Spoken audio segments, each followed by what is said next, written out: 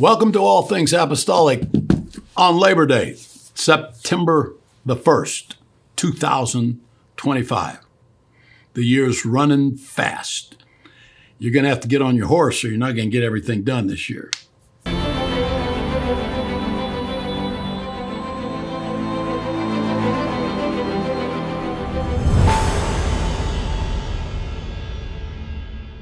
So here we are, saddling up the alligators and getting ready to run the race. We're in the end time. The Bible tells us that, I'm trying to think of where it's at. Let me look here. 2 Timothy chapter 3, verse 1. This know also that in the last days perilous times shall come. So here we are. We got the army in our own capital trying to quell the perils of crime and disobedience that is taking place there. So people see that, and then some people say, well, I'm afraid that's going to end up to be big government dominates everything, dictatorship. And others say, well, if we don't have it, we're going to have chaos. So people are caught. This scripture that in the last days perilous times shall come. We're experiencing peril. On one hand, the peril of lawlessness. On the other hand, the peril of government that gets used to taking over everything and keeps doing it. So do I think that's going to happen? No, I don't think that's going to happen. But history records examples of it happening. So anyway, we are in perilous times. There is also the fact that there is iniquity abounds. And now this phone that I hold in my hand has the potential for a 6-year-old, if they get a hold of it, to go to stuff that's way beyond them, or a 12-year-old get a hold of it. And you don't even have to have a phone.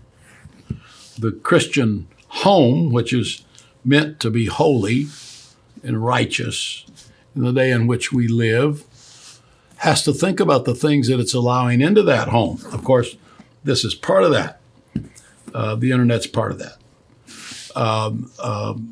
Television coming into the home. How much content on television is of spiritual benefit? And the home is meant to be a sanctuary where family can come and there's no harmful elements within the walls of that home. And so you set this television that has virtually no content of a spiritual nature on it, and you set it there, and it has much content of things that are all at the best carnal, at the very best banal, and very little that is even information that is valuable to somebody. At its worst, it's promoting all kinds of things. And you're supposed to be a Christian. You've got that sitting in your home. What's the matter with you? Can you not discern that it is promoting transgenderism? It is promoting things that are against the welfare of the human race. It's promoting immorality. It's promoting smoking and drinking. It's promoting people who are known, even though they're famous, to be constant partiers and drug users. And all of this is set up and posed as being people that are ideals that young people should look at. And you've got all this in your home, the way people dress, their appearance, their talk, their language. All of these things are just coming in to people's homes because they haven't kept them out. If you talk about it, they try to talk about you being a legalist or whatever. Well, then put it in your home if that's what you want. We're not telling you what to do. We're just telling you what a Christian who is conscientious about Jesus Christ and about their children and about the purity of their home, this is what they would do. This is what they are doing. Because when you call the home a holy place, when you call it a sanctuary, sanctuary comes from the same root as sanctified. And when you use the word sanct in it, you are gesturing towards that it's a holy place. It's a place separated from that which is evil or unclean or common. And everything that is entertainment falls in these categories, at least, of being the common. So even things that in their nature are not immoral. Professional sports have an addictive component. Very, very obviously. Who would want to argue with that? They have an addictive component. When you are a fan, the origin of the word is fanatic. And so there is the cult of organized sports and professional sports and athletes and all that goes with that world. And there is lack of transparency in that world. There is seduction. There is fakery, fiction. It's a world of fiction. And so even the people who are lauded in movies are actors. What's the opposite of an actor? Well, an actor is somebody that's acting out something, acting like it's true, as opposed to a person that just is authentic. So there's a difference in acting and authenticism. And then there is the component of appearance. So all the stuff that we do that makes us where you don't see transparently, you don't see the real person, but you see a made-up version of that person. A made-up version. It's not the real person. It's a made-up version. So you can take off the made-up part and have to take off the made-up part to get to the real part. So all of this has to do with the difference in the inwardness of being a Christian as opposed to the outwardness of the appeal of the flesh and of the world. And this inwardness is where the glory of God dwells, that all of the outward accoutrements are attempting to replicate or are counterfeits of the beauty and the glory that comes from within. This is why in the New Testament you have two primary women mentioned from the Old Testament. Two. One is Sarah, and the other is Jezebel. Sarah is mentioned in the writings of the Apostle Simon Peter, and Jezebel is mentioned in the writings of the Apostle John in the book of Revelation. Those two women were so powerful that they come to the New Testament and they are juxtaposed. And you see this clearly. We're talking about the last days, the end of the present age, the eschaton, and from which we get eschatology. And at the end of this, you have this juxtaposition of Sarah as a model of beauty and Jezebel as a model of another kind of beauty. And so Sarah is so beautiful. Did you ever notice when you read the Old Testament, all of the biblical women are portrayed as very beautiful, very fair? Doesn't mean they're light skinned. Very fair was a word for beauty. And that Sarah was so beautiful that her husband said, tell them that you're my sister when we go into this foreign land where they don't know us.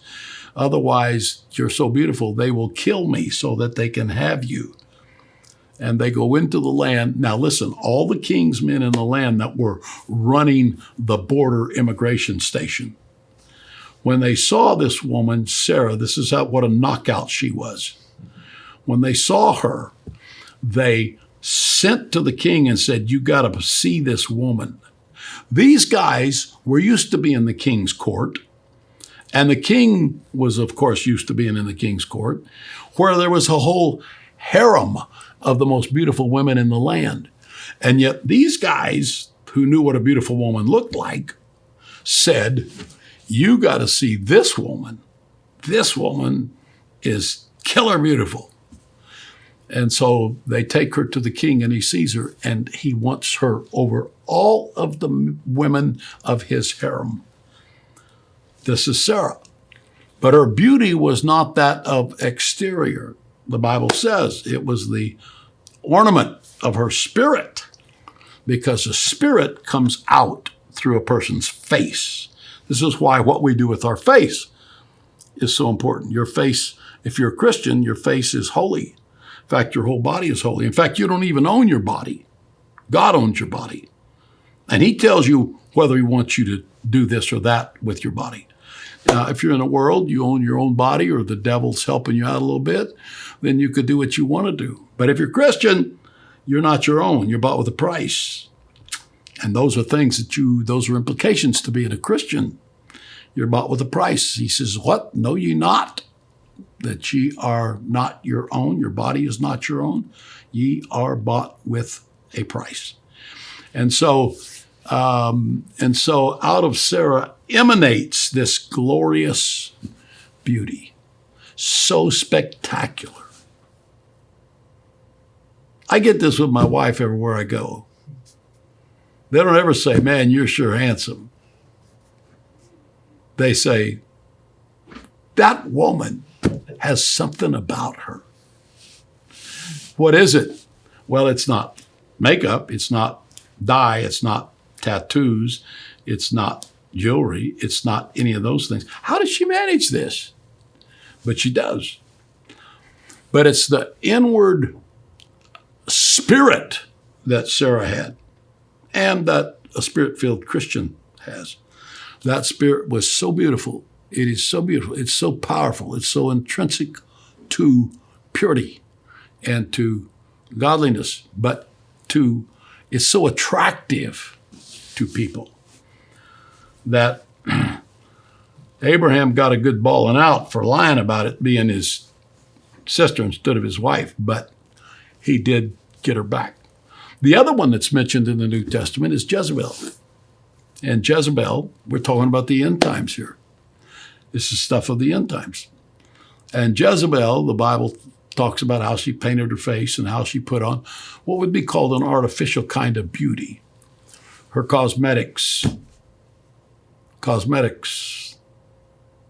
from the word cosmos, which means the world, the glow of the universe, the sparkle of the stars, the beauty of the colors. All of that is incorporated out of the world and artificially put on the body to attempt to get the glory of the universe, the glory of the heavens, shining, sparkling. But all of that's artificial. But there is a beauty. There's a beauty that Jezebel didn't know about. So in these end times, you have this juxtaposition becomes more graphic, more stark, and you can see it. This is one of the signs of the end time. In the end time, there are signs that are moral. There are signs that are social. There are signs that are physical and geographical that take place in the end time.